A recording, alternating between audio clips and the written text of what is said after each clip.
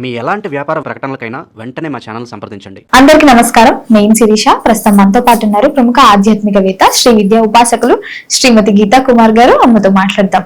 నమస్కారం అమ్మా. శ్రీ గురుభ్యో నమః. శ్రీ మాత్రే నమః. నమస్తే అమ్మా. అమ్మ, గత వీడియోలో మనము వివాహం గురించి చేసాం, ఉద్యోగం గురించి చేసాం, ఎలా పూజ చేసుకోవాలి, ఎలాంటి మంత్రాలు చెప్పించాలని. ఆ 2 టాస్క్లు అయిపోగానే చాలా మంది సంతానం కోసం ఎదురు చూస్తూ ఉంటారు. నిజంగా ఎక్కడికి వెళ్ళినా ఎంత సంపాదిస్తున్నాం అనే దానికంటే ఎంతమంది పిల్లలు ఉన్నారు ఏంటి అని అడుగుతూ ఉంటారు. లేని వారికి అక్కడ కొంచెం బాధాకరంగా ఉంటుంది. మరి అలాంటి వాళ్ళకి ఎలాంటి పూజలు చేసుకోవచ్చు అంటారు, ఎలాంటి మంత్రాలు చెప్పించవచ్చు అంటారు, ఒక్కసారి తెలియజేయండి. సంతానము అంటేనే మనకి గుర్తొచ్చేది సుబ్రహ్మణ్య స్వామి ఆరాధన, లేదా జంట నాగులు, పుట్టలు, నాగశిలలు అంతా ఆల్మోస్ట్ స్వామికి సంబంధించినది. అసలు సంతానం ఎందుకు ఆలస్యం అవుతుంది? Main question. దేనికి ఆలస్యం అవుతుంది అని అంటే దీనికి కూడా పితృదోషం ఒక కారణం. అంటే ఈశ్వరుడు సంతానం ఇచ్చేటప్పుడు మన పితృదేవతలను అడుగుతాడంట, ఏమైనా చేశారా లేదా, నీకు ఏమైనా చేశారా లేదా అనేది ఒకటి, నీకు వంశాన్ని ఇయ్యాలా వద్దా అని మన పితృదేవతల యొక్క పర్మిషన్ తోనే ఇస్తారంట. ఈశ్వరుడు అట్లాంటిది పితృదేవతలను అడిగి మనకు సంతానాన్ని ఇస్తారు. అలాంటప్పుడు మనము పితృదేవతల యొక్క కార్యాలు నిత్యము చేస్తూ ఉండాలి. అసలు ఈ బంధం కొంతమంది తల్లిదండ్రులను కూడా తలుచుకోరు, వాళ్ళకు గుర్తు కూడా రారు. ఇప్పుడున్న కాలంలో నేను చాలా మందిని చూశాను, అట్లా తలుచుకోరు అసలు ఏమాత్రం కూడా. అలాంటి వాళ్ళకి చాలా కష్టతరం సంతానం కలగడం, పితృదోషం ఒకటి. తర్వాత వీళ్ళకి వ్యక్తిగత జాతకరీత్యా దోషాలు ఒకటి.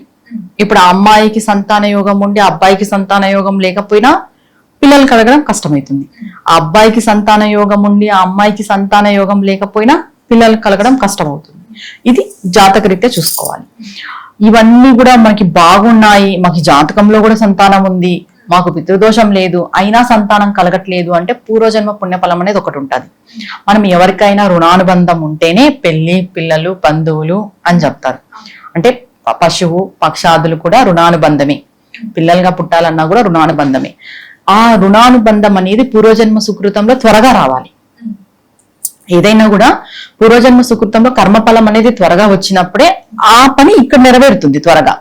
ఇప్పుడు నీకు ఉంది పిల్లల యోగం, కానీ అది ఇంకా ఫలం రాలేదు, నీ కర్మలోకి ఇంకా అవగతం కాలేదు, పిల్లల అయ్యేది లేటుగా అవుతుంది. ఇదొక రీజన్. కొంతమందికి పూర్వజన్మ కర్మఫలం బాగలేక కూడా కారు, పూర్వజన్మలో ఏమైనా చేయరాని కర్మలన్నీ చేసి ఉంటారు. చేసి ఉండడం వల్ల కూడా ఈ విధంగా కూడా కాని వాళ్ళు కూడా ఉంటారు పిల్లలు. సంతానం అంటే ఇది డిపెండ్స్, ఇది ఒక్కటే రీజన్ అని చెప్పలేం. అది ఇరువైపులా, ఇటు 7 తరాలకు సంబంధించింది, అటుపక్క 7 తరాలకు సంబంధించింది. ఎస్పెషల్లీ అబ్బాయి పక్క సంబంధమే ఎక్కువ ఉంటది సంతానం కలగకపోవడానికి, కలగడానికి కూడా. ఎందుకంటే అబ్బాయి వాళ్ళ వంశమే కాబట్టి వృద్ధి చెందేది. ఇది చెక్ చేసుకోవాలి. ఇంకా ఏం చేయాలి మనం పిల్లలు కలగడానికి అనంటే సుబ్రహ్మణ్య స్వామి ఆరాధన చేయాలి. తర్వాత మనకి రామాయణంలో ఏం చెప్తారు, బాలకాండలో అదే షణ్ముఖ ఉత్పత్తి అని ఉంటుంది. అంటే స్వామి యొక్క జననం, సుబ్రహ్మణ్య స్వామి జననం, అది వింటూ ఉండాలి లేదా అది చదువుతూ ఉండాలి. సుబ్రహ్మణ్య స్వామి ఆరాధన. ఇంకా ఇవన్నీ మేము చెయ్యలేము, ఇలాంటి వాళ్ళు కూడా ఉంటారు, ఇవన్నీ మేము చెయ్యలేము అనే వాళ్ళు ఏం చేయాలి అని అంటే, మామూలుగా పిల్లలు ఉంటారు కదా ఇంటి దగ్గర, చిన్నపిల్లలు, ఆ చిన్న పిల్లలకి ఏవో ఒకటి తీసిస్తూ ఉండడం, స్వీట్స్ పెడుతూ ఉండడము, ఏవో ఒకటి వాళ్ళకి నచ్చిన బొమ్మలు తీసిస్తూ ఉండడం, ఇలా చేయడం వల్ల కూడా సంతానం కలుగుతుంది. ఎందుకంటే ప్రతి చిన్న పిల్లల స్వరూపంలో పరాశక్తి ఉంటది, బాలా త్రిపుర సుందరి దేవి ఉంటది. ఏదో ఒక టైంలో ఏదో ఒక పిల్లవాడు ప్రీతి చెందినాడు అంటే, హ్యాపీగా ఫీల్ అయినాడు అంటే ఆటోమేటిక్ ఇటు పక్క వాళ్ళకి సంతానం కలిగే అవకాశం ఎక్కువ ఉంటది. ఇది ఎలా అంటే మన చుట్టుపక్కల ఉండే దానిపైన అంత డిపెండ్స్ మా. ఇది మనం ఎవరిని ఇబ్బంది పెట్టకూడదు. ఆల్రెడీ సంతానం కలగలేదనే బాధ ఉంటది, బయటికి పోయినా ఎవరో ఒకరు ఏదో ఒకటి అంటుంటారు. కానీ చెప్పాలంటే ఎవరు కూడా వాళ్ళ వ్యక్తిగత విషయాల్లో ఎంటర్ కాకూడదు. ఇప్పుడు చాలా మంది పిల్లలు లేరని ఓపెన్ గా అడగేయడము, అనేయడం ఇలా చేస్తుంటారు కదా, తప్పు. అలా మాట్లాడకూడదు. ఎందుకంటే ఎవరైనా బాధపడతారు కదా వాళ్ళ వ్యక్తిగత విషయం అడిగినప్పుడు. ముందుగా వీళ్ళు భార్యాభర్త ఎలా ఉండాలి అంటే, వాళ్ళకి పిల్లలు కాలేదంటే కంప్లీట్ గా తీర్థయాత్రలు ఎక్కువ చేయాలి. లేట్ గా అప్పుడే తెలిసిపోతుంది, ఓ 4-5 ఏళ్ళు ఉంటాయి అయినా పిల్లలు అయ్యిండదు. అలాంటి వాళ్ళు ఏం చేయాలి, తీర్థయాత్రలు ఎక్కువ చేయాలి, దైవ దర్శనాలు ఎక్కువ చేయాలి, దైవ ధ్యానంలోనే ఉండాలి, ఎక్కువ వ్రతాలు, నోములు, దానాలు ఇవన్నీ చేయాలి. ఇలా చేయడం వల్ల సంతానం కలగడానికి అవకాశం ఎక్కువ ఉంటది. అంటే మంచి సంతానం. కొంతమందికి లేట్ అయిన తర్వాత కూడా మంచి సంతానం కలుగుతుంది, కొంతమందికి లేట్ అయిన తర్వాత కూడా అసుర సంతానం కలుగుతుంది. దీనిలో 2 వేరియేషన్స్ ఉంటాయి. అంటే నువ్వు ఏ కార్యాలు సత్కార్యాలు నిర్వహించకపోతే నీకు అసుర సంతానం కలిగే అవకాశమే ఎక్కువ. నువ్వు దైవ దర్శనాలు చేస్తూ, తీర్థయాత్రలు చేస్తూ, దానాలు చేస్తూ, ధర్మాలు చేస్తూ, ఇద్దరు చేయాలి భార్యాభర్త. ఇలా చేస్తూ ఉంటే మీకు మంచి సంతానం కలిగే అవకాశం కూడా ఉంటుంది. ముందుగా సుబ్రహ్మణ్య స్వామి ఆరాధన. మనకి ఇక్కడ మోపీదేవి ఆలయం అని ఉంది, పుణ్యక్షేత్రం. మోపీదేవి ఆలయం ఎవరైతే దర్శించుకుంటారో భార్యాభర్త, అక్కడికి వెళ్ళి నిద్ర చేసి వస్తారో వాళ్ళకి ఖచ్చితంగా సంతానం కలుగుతుందని శాస్త్రాలలోనే చెప్పబడింది, పురాణాలలో కూడా ఉంది. ఇది మనం చాలా మంది నోట వెంట కూడా విన్నాము, మోపీదేవి ఆలయం దర్శించుకోవడం వల్ల.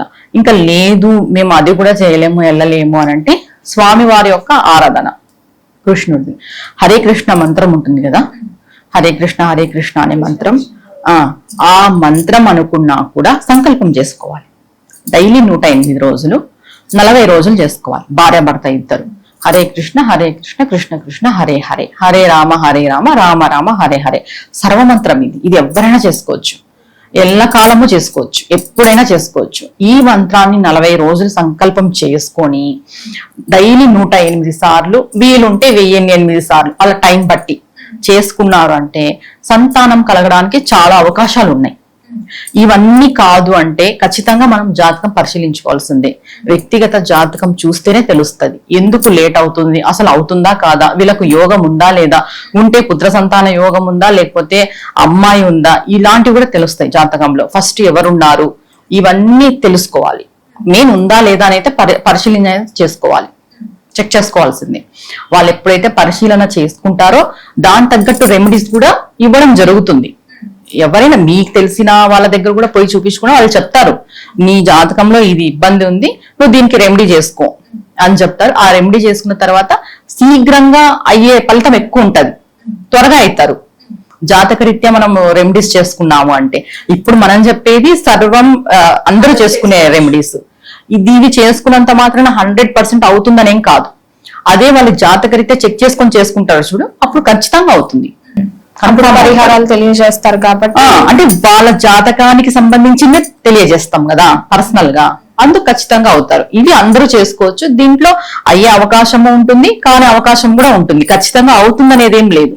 అమ్మ, మొత్తం మీద సంతానం గురించి ఒక మంచి పూజ, మంచి మంత్రం తెలియజేసినందుకు ధన్యవాదాలు. నమస్తే మా.